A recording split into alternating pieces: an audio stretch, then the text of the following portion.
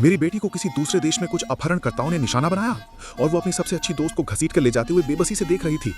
तभी वे कमीने उसकी ओर बढ़ रहे थे। मैंने खुद को शांत रहने के लिए मजबूर किया और अपनी बेटी से बिस्तर के नीचे छुप जाने के लिए कहा। फिर मुझे उनके दिखने के बारे में हर छोटी बड़ी बात बताने को कहा, क्योंकि वो मुझे जितना ज्यादा बताती मेरे पास उसे खोजने का उतना ही बेहतर मौका होता। मेरे बोलते ही दरवाजा धड़ाम से खुला और सब कुछ बहुत तेजी से हुआ।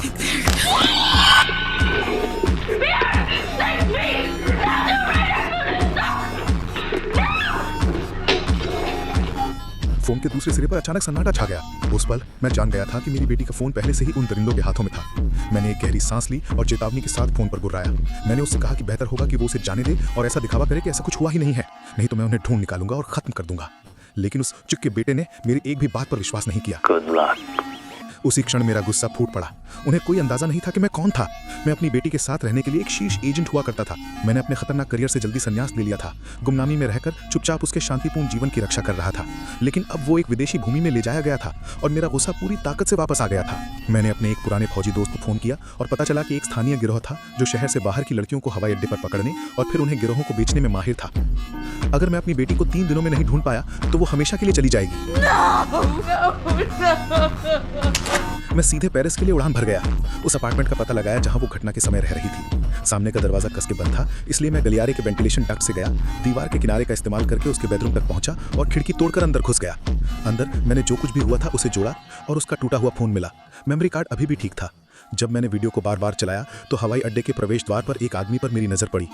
जल्द ही मैंने उस कमीने को हवाई अड्डे पर ढूंढ लिया, उसे एक कार में पटक दिया और उससे बात उगलवाने ही वाला था कि उसके साथी आ धमके। जब मैंने उन सबको ढेर कर दिया तो मैं वापस कार की ओर मुड़ा और वो कमीना जा चुका था। सुराग फिर से हाथ से निकल गया। मैंने अपनी रणनीति बदली। मैं पेरिस सुरक्षा ब्यूरो में अपने पुराने दोस्त से मिलने गया और उसने मुझे गिरोह का ठिकाना दिया। जब मैं वहां पहुंचा तो मैं एक महिला से जानकारी निकालने ही वाला था कि मेरी हरकत ने एक आदमी का ध्यान खींचा। मैंने उस समय कुछ नहीं कहा, बस उसके ऊपर एक ट्रैकर लगा दिया और एक निर्माणाधीन स्थल तक उसका पीछा किया। पर्दा हटाने पर मैंने एक के बाद एक अपहरित महिलाओं को देखा। तभी मैंने एक जैकेट देखी, मेरी बेटी की जैकेट। मैं दौड़ा और उस आदमी को जोर से नीचे गिराया, केवल ये पता लगाने के लिए कि उसे पहनने वाली मेरी बेटी नहीं थी। मैंने ये जानने की मांग की कि उसे जैकेट कहाँ से मिली, लेकिन वो महिला जो नशे में धुत थी समझा नहीं सकी। मुझे बस इतना याद था कि घर का दरवाजा लाल था। अगले दिन मैं घर घर गया और आखिरकार मुझे वो लाल दरवाजा मिल गया जिसका उसने उल्लेख किया था। एक बार अंदर जाने के बाद मैंने अपने पहचान पत्र निकाले और इससे वे सब चुप हो गए। उनके पास मुझे अपने आकाओं के पास ले जाने के अलावा कोई चारा नहीं था।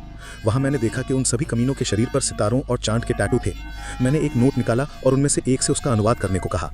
Good luck, good luck, good luck. जैसे ही मैंने वो जानी पहचानी आवाज सुनी, मैं समझ गया कि मैंने उन कमीनों को ढूंढ लिया है जिन्होंने मेरी बेटी को अगवा किया था।